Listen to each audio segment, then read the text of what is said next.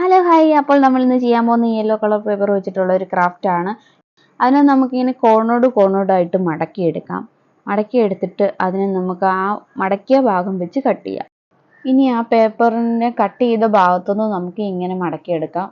അങ്ങനെ ആ പേപ്പർ മടക്കിയെടുക്കുമ്പോൾ ഏകദേശം ഈ ഒരു രൂപത്തിൽ കിട്ടും കേട്ടോ. അതിനെ നമുക്ക് നടുവിന്ന് ഇങ്ങനെ ഹോൾഡ് ചെയ്ത് പശ തേച്ച് ഒട്ടിച്ചു കൊടുക്കണം.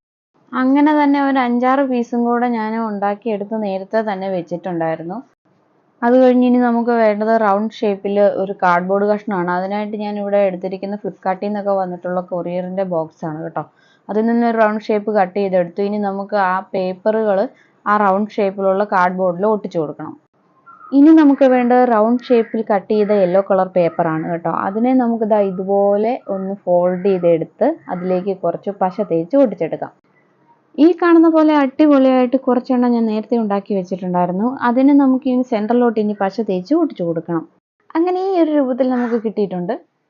ഇതുപോലെ ചെറിയൊരു കഷ്ണം പേപ്പർ എടുത്ത് നമുക്കൊരു ഫ്ലവർ ഉണ്ടാക്കിയെടുക്കാം. ഇനി ഫ്ലവർ ഉണ്ടാക്കാൻ അറിയത്തില്ലാത്തവർക്ക് ഡീറ്റെയിൽ ആയിട്ട് വീഡിയോ വേണമെന്നുണ്ടെങ്കിൽ പറഞ്ഞാൽ മതി, ഞാനത് ഇടാം കേട്ടോ. ഇനി നമുക്ക് ആ ഫ്ലവറിനെ ഇതിൻ്റെ സെൻറ്ററിലായിട്ട് ഒട്ടിച്ചു കൊടുക്കാം.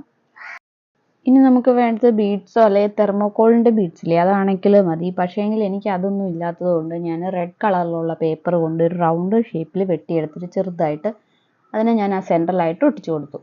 ഇനി അടുത്തതായി വേണ്ടത് നീളത്തിൽ കട്ട് ചെയ്ത പേപ്പറാണ് കേട്ടോ. അത് ഇതുപോലെ എടുത്ത് വെച്ചിട്ട് അതിലേക്ക് ഞാൻ ആദ്യം കോൺ ഷേപ്പിൽ ഒട്ടിച്ചെടുത്ത പേപ്പർ കഷ്ണവും പിന്നെ ആ ഫ്ലവറും ഒട്ടിച്ചു കൊടുക്കുന്നുണ്ട്. അതിൻ്റെ സെൻറ്ററിലേക്ക് ഞാൻ റെഡ് കളറിലുള്ള ഒരു പീസും കൂടെ ഒട്ടിച്ചു കൊടുക്കുന്നുണ്ട്. അങ്ങനെ ഞാൻ ആ പേപ്പർ പീസെല്ലാം ഭംഗിയായിട്ട് ഒട്ടിച്ചെടുത്തിട്ടുണ്ട്. ഇനി നമുക്ക് കാർഡ്ബോർഡിൻ്റെ ബാക്ക് സൈഡിലായിട്ട് ഇതെല്ലാം ഒട്ടിച്ചെടുക്കണം.